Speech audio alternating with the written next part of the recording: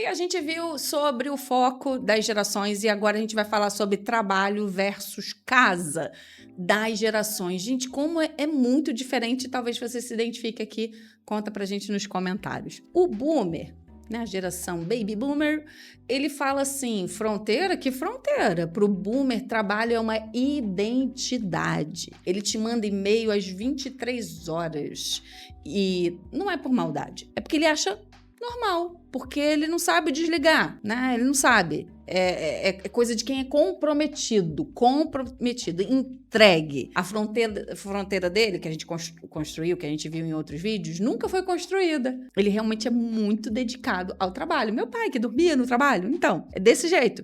Né? Se ele tivesse que aprender alguma coisa, ele ganhava por isso? Não, mas é porque dedicação, compromisso, a responsabilidade.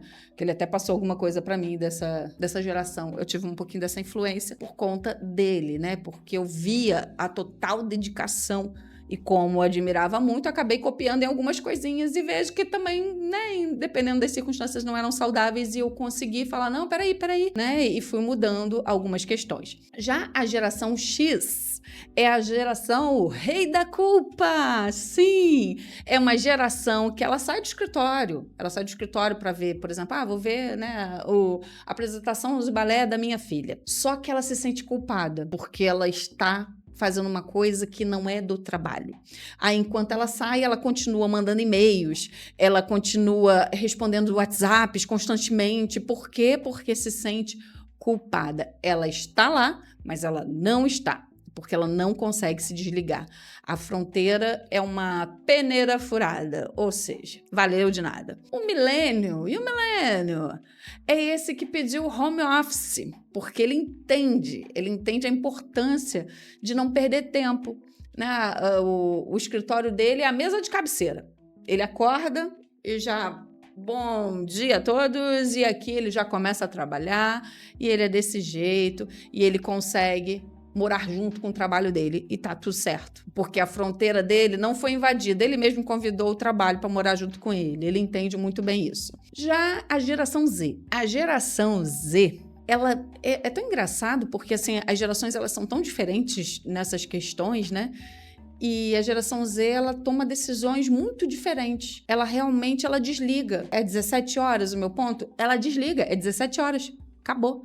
E eles fazem isso de maneira natural, que incomodam as outras gerações que não entendem isso. E eles simplesmente dão tchau. É hora de dar tchau, é hora de dar tchau. Pronto. Só que ele desliga, ele consegue desligar o trabalho, mas ele não desliga a ansiedade do trabalho.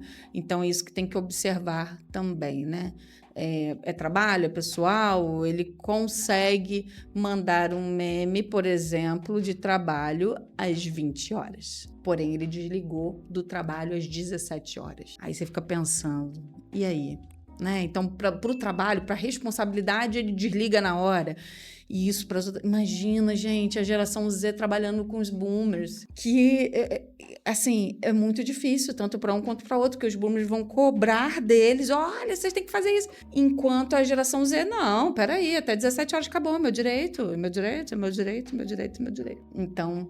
realmente é um fator bem complicado em trabalho e casa. Eu espero que esse vídeo ele tenha ajudado você, pelo menos, a entender como que essas gerações elas compreendem tanto como trabalho, como ministério também, tá? Porque às vezes você tá com uma geração, tô focada aqui, tô montando um trabalho ministerial com uma geração mais jovem. E você fala, ué, gente, mas por que eles não estão respondendo da maneira que era para responder? Eles são irresponsáveis? Você pode se surpreender também com eles de acordo com a cultura implantada. Tudo isso tem a ver com a cultura. O quanto as pessoas foram influenciadas pela cultura das suas épocas. Então, é importante que você treine. Você vai colocar pessoas tão diferentes juntas, isso é tão importante, gerações se conectarem.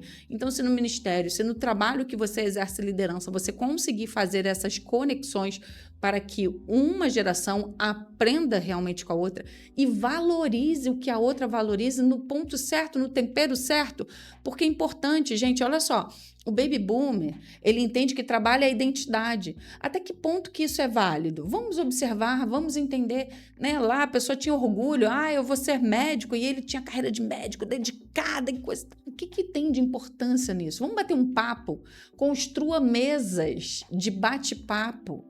E assim, só...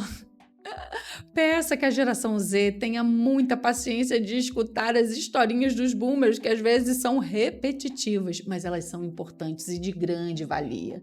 Então, valorize tempo de mesa. Construa relacionamentos para você tirar essas barreiras entre essas gerações. E eu tenho certeza que o seu time ele vai alavancar, seja ele dentro da sua casa, você já fez isso, no seu lar, na sua família. Dê destaque. Geralmente quem tem destaque são as crianças na nossa família. Mas que tal colocar os idosos, colocar aí os boomers em destaque e começar a fazer uma entrevista?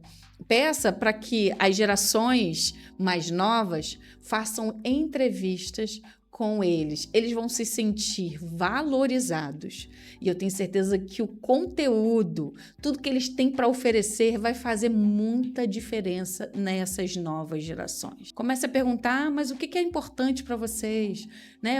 Como que vocês faziam nessa época? O que existia? Você já parou para pensar, por exemplo, que os boomers não tinham acesso a telefone?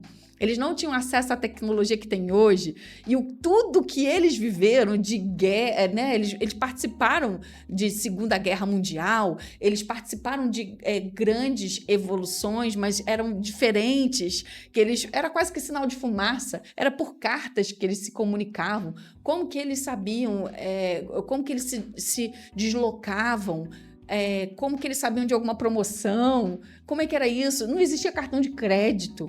E como que eles gerenciavam, era tudo no dinheiro, e começa a fazer perguntas assim, e eles mesmos, gente, para mim é uma geração que tem tanta riqueza, mas tanta riqueza. A exemplo, eu vejo isso no meu pai, né, que para ele a tecnologia lá era aquele telefone, acho que tinha que dar da cordinha, nem sei, tem que perguntar para ele, porque às vezes eu confundo algumas coisas. E hoje em dia ele tem um smartphone na mão dele, que ele consegue localizar, ele consegue pedir, ele pede iFood.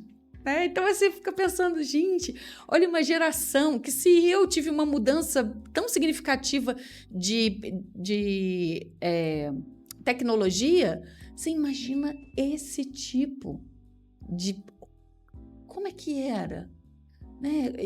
E quando acontecia, quando era aniversário, como que você comunicava? E hoje em dia eles vão lá e botam emoji, botam bom dia todos os dias, em todos os grupos. É uma geração que gosta disso, mas é uma geração, gente, que para comunicar com alguém, eles tinham que escrever carta e que demorava meses para poder ter a outra carta de volta. Olha quanta coisa já acontecia na vida uns dos outros para eles poderem ter um retorno. Então, se você tem um boomer dando bom dia aí no grupo, agradeça a Deus pela vida dele, valorize a vida dele, sabe? Procure realmente fazer essa conexão entre as gerações e se surpreenda com a vida e a experiência de cada um.